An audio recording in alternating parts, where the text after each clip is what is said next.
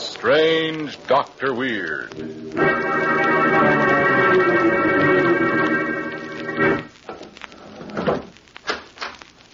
Good evening.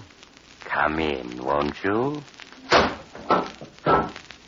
Why, what's the matter? Not nervous, are you? I don't want you to be nervous. Perhaps if I told you a story, it might help to calm you. I know a very nice story about a man who tried to live another man's life for him. I call it The Two Faces of Death.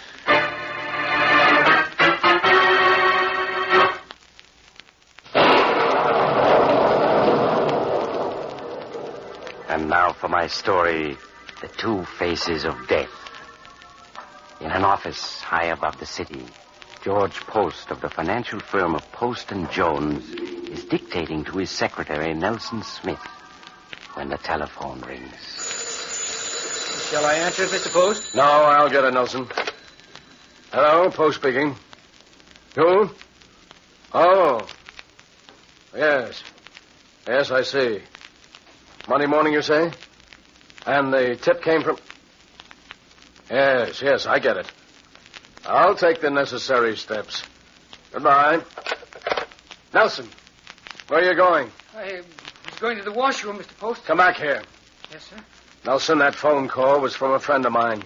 He says the authorities are going to investigate the firm's books Monday morning. They got a tip that we're indulging in phony stock deals. And that tip came from you. No, Mr. Post, it wasn't me. You turned us in, Nelson. Please, Mr. Post, I don't know what you're talking about. What are you doing with that paper knife? I'm just going to teach you a little lesson. No, stay away from me, Steve. That, Nelson, is how a stool pigeon always winds up.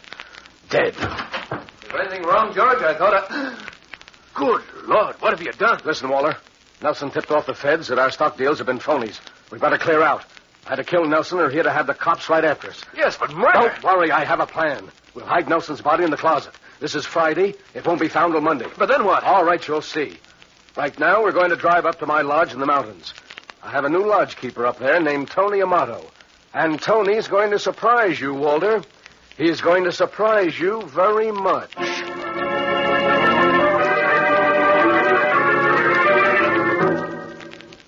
Late that evening, the two partners reached the lonely hunting lodge in the Adirondacks.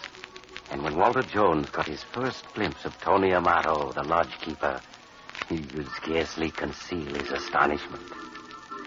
George Post gave Tony orders to prepare dinner. Just whip up anything you've got, Tony. We're starved. Yes, Mr. Post. I'll have something ready in half an hour. Good. We'll wash up meanwhile. Right, Mr. Post. Great gosh, George. Is that the surprise? Mm-hmm. Why, he looks just like you. He could be your twin brother. That's a surprise, Walter. You know, fate works in funny ways. I was driving back from Chicago last winter when I picked up a hitchhiker, Tony. He was broke and desperate. He confessed to me the police wanted him for petty larceny. When I offered him this job as lodge keeper, he was so grateful he almost cried. I see. Both Tony and I recognized that we looked alike. He thought I was helping him because of that. Actually, I figured I might need a fall guy sometime soon, and he'd be it. Now the time is here. Right. Suppose the police raid this lodge and find Tony Amato dead wearing my clothes. Beside him, there's a note confessing everything. What'll it look like, huh? Suicide, of course. They'll bury him and stop looking for you. Exactly. You can go on back to town and claim you didn't know what was going on. I'll take all the blame and clear you entirely. Why, that's perfect, George.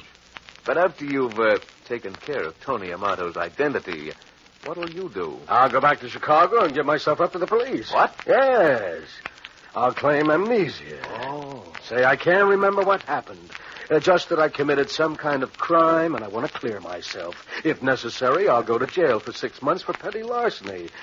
It'll be the perfect hiding place. Well, I'll be jiggered. It's brilliant, George. Positively brilliant. Yeah. Well, suppose we get ready for dinner. It's going to be an important dinner for Tony Amato. His last.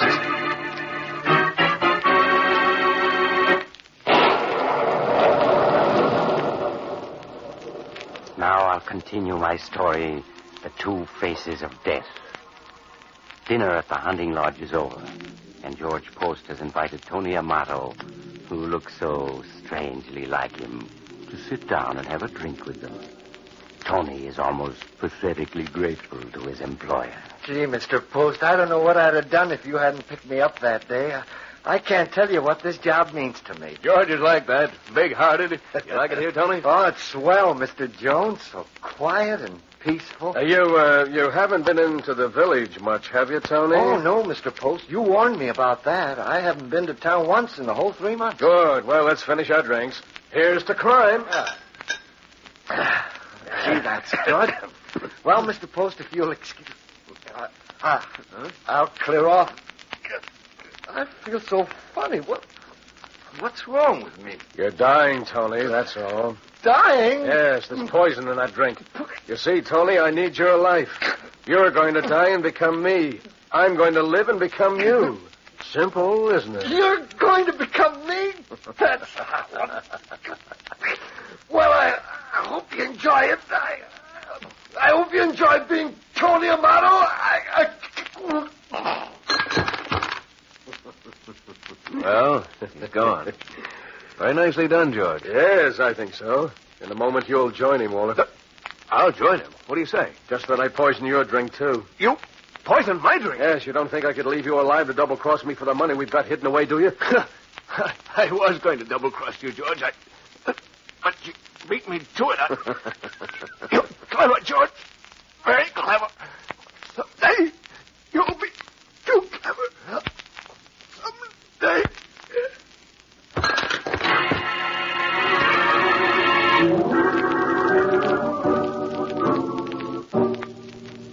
2 days later, in the early evening, George Post, dressed in clothes that had belonged to his ex-lodgekeeper, Tony Amato, descended from a bus in midtown Chicago.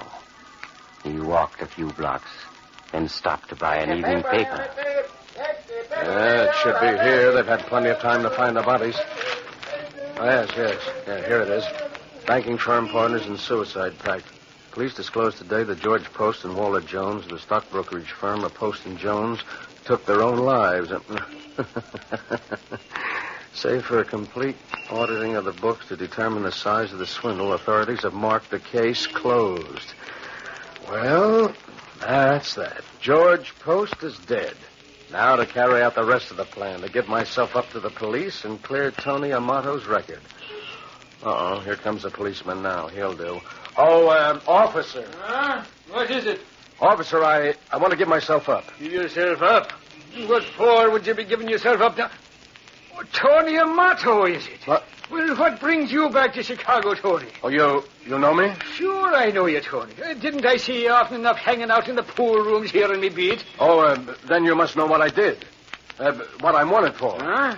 Well, you see, I was in an auto accident. I hit my head. I can't remember much except my name and that I was running away from the police. So it was the police you were running away from? Yes, I think I stole a little money. I want to clear myself. So you think you stole a little money? That's a hot one. Well, maybe you did. But we don't want you, Tony. You're free as the wind for all we care. You mean I'm not wanted for anything? Not as far as we are concerned. Why, that's fine. I guess my memory... Tony, look out! That car!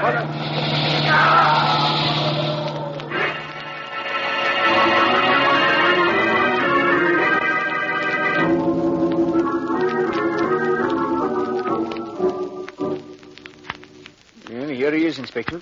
Yeah, it's Tony, all right. So the Scarlet Mob got him, did they? Yeah. I saw the car coming. I ducked just in time. I wonder what brought Tony back to Chicago. He must have known Joe Scarlet was after him for holding out on his numbers collections. I sure can't figure it out, sir. He was trying to tell me something about losing his memory when they got him. Yeah. One of the boys must have seen him on the street and recognized him. Well, I guess we'll never know. Hey, wait a minute. His lips are moving. He is trying to speak. What is it, Tony? You're going to become me. That's a hot one. You're clever, George. Very clever. No, I'm not Tony. Can't catch what he's saying, Inspector. I hope you enjoy being Tony Amato. Someday, George, you'll be too clever. Too clever.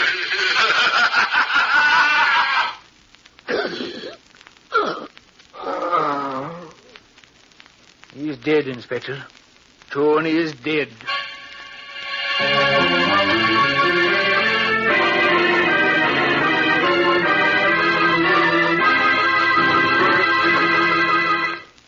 Yes, our friend George was clever. But when you try to live somebody else's life, you can never be sure what you're letting yourself in for, can you? That's why it's always best just to be yourself. So if you ever meet somebody who looks exactly like you, don't let yourself be tempted to try what George did. I knew a man once who thought he could... Oh, you have to go now. Perhaps you'll drop in again soon. Just look for the house on the other side of the cemetery. The house of Dr. Weird.